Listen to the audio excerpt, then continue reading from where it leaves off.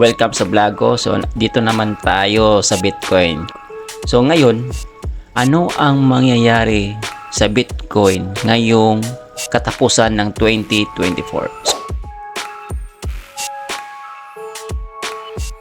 So ganito guys, ipapakita ko muna sa inyo kung magkano yung Bitcoin ngayong araw na to. So today is September 27, 2024.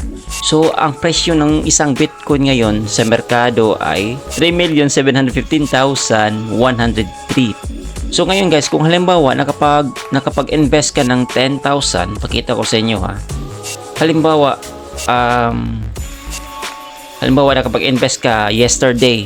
So nag-umpisa yung calculation ko kanina by 12 AM. 3.6 million siya hanggang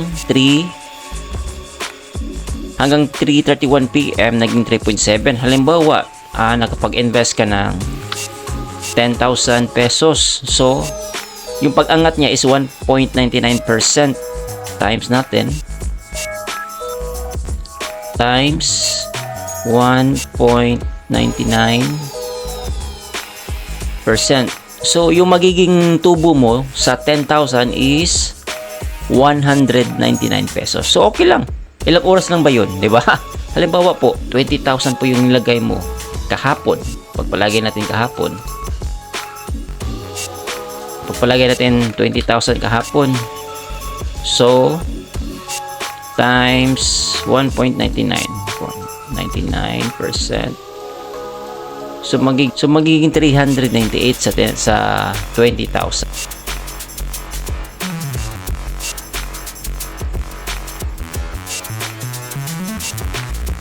Galing no?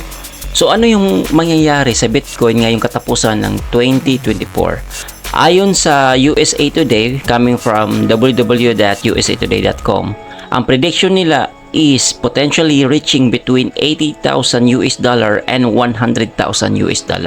So i-compute muna natin, halimbawa pagpalagay natin naabot to ng yung isang Bitcoin naabot ng $80,000.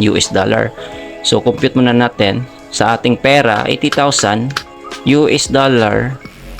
i-times natin ng halimbawa sa $1 pagpalagay natin is 50 pesos. So magiging 4 million siya. So ito yung prediction nila sa katapusan ng 2024. Sa susunod na tutorial ko, tuturuan ko kayo kung paano magbili. Kung paano bumili ng Bitcoin, kung ano yung tactics or ano yung gagawin ninyo para naman magkaka-pera tayo. May profit pa. Yung ibig kong sabihin is magkaka-profit tayo galing sa kapital natin. Yun yung ituturo ko sa inyo. At sige, see you sa next vlog ko. Yun po, tuturo ko po sa next vlog ko yung paano mag-cash in, paano yung bibili ng Bitcoin sa isang platform na ginagamit ko before at saka ngayon. So maraming salamat sa panonood at see you next time.